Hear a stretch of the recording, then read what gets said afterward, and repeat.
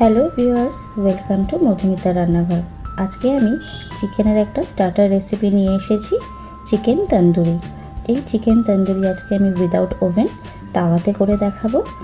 আর এই চিকেন তন্দুরি সন্ধেবেলা স্ন্যাক হিসেবে বা বাড়িতে কোনো গেস্ট আসলে এইভাবে বানিয়ে পরিবেশন করতে পারেন।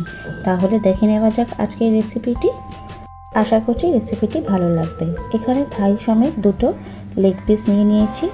বড় সাইজের একটা লেবুর রস দিয়ে দিলাম, আর দিলাম হাফ টিস্পুন মতো নুন,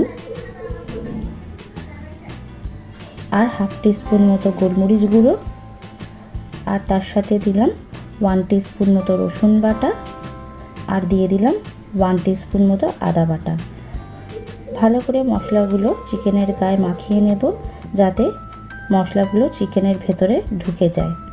সেকেন্ড ম্যারিনেশনের জন্য নিয়ে নেব এখানে একটা বড় প্লেটে 200 গ্রাম মতো জল ঝরানো টক দই, 1 টিস্পুন মতো আদা বাটা, 1 টিস্পুন মতো রসুন বাটা, 1 টেবিল স্পুন মতো কাশ্মীরি লঙ্কার গুঁড়ো, 1 টেবিল স্পুন মতো তন্দুরি মশলা, 1 টিস্পুন মতো নুন, আর নিয়ে নিলাম কাসুরি মেথি, আর সামান্য দিয়ে দিলাম সাদা তেল। ভালো করে সবকটি উপকরণকে টক দইয়ের সাথে এইভাবে নাড়িয়ে নেব। তারপর চিকেনের পিসগুলো এর মধ্যে দিয়ে ভালো করে মাখিয়ে নেব, যাতে মশলাগুলো চিকেনের ভেতরে ঢুকে যায়। প্রথম চিকেনটা হয়ে গেছে, এবার সেকেন্ড চিকেনটা আমি ভালো করে মশলাগুলো ওর মধ্যে মাখিয়ে দিলাম।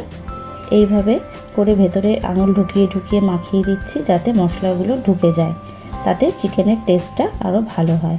এটাকে আমি 2 ঘন্টার জন্য ম্যারিনেট করে ফ্রিজে রেখে দেব। এরপর নিয়ে নিয়েছি একটা বড় তাওয়া, তাতে আমি দিয়ে দিলাম সামান্য পরিমাণ সাদা তেল, আর দিয়ে দিলাম সামান্য বাটার। ব্রাশ দিয়ে ভালো করে তেল আর বাটারটাকে ব্রাশ করে দিয়ে দিলাম লেগ পিসগুলো।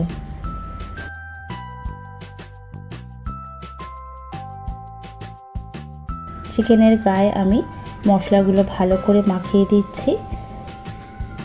এক পিঠ ভাজা হয়ে গেলে আমি এটাকে উল্টে দিলাম।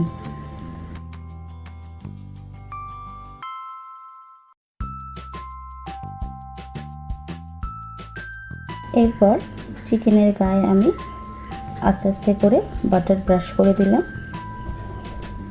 ভালো করে 2 পিঠ ফ্রাই হয়ে গেছে। আমি আরও একবার এটাকে উল্টে দেব। এইভাবে উল্টে উল্টে ভালো করে ফ্রাই করে নেব, যাতে ভেতরে চিকেন কাঁচা না থাকে। এইভাবে বাড়িতে একবার চিকেন তন্দুরি নিশ্চয়ই বানিয়ে ট্রাই করবেন, আর ভালো লাগলে আমাকে একটা কমেন্ট করে জানাবেন।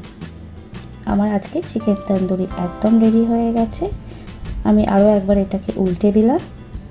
এইভাবে করে উল্টে উল্টে আমি এই মিনিট 5 মতন এটাকে ফ্রাই করে নেব।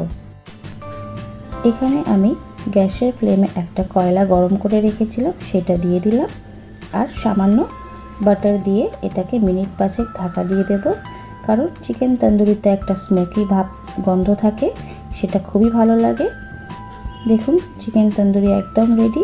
আমার আজকের রেসিপি কেমন লাগলো নিশ্চয়ই কমেন্ট করে জানাবেন, আর ভালো লাগলে একটা লাইক দেবেন।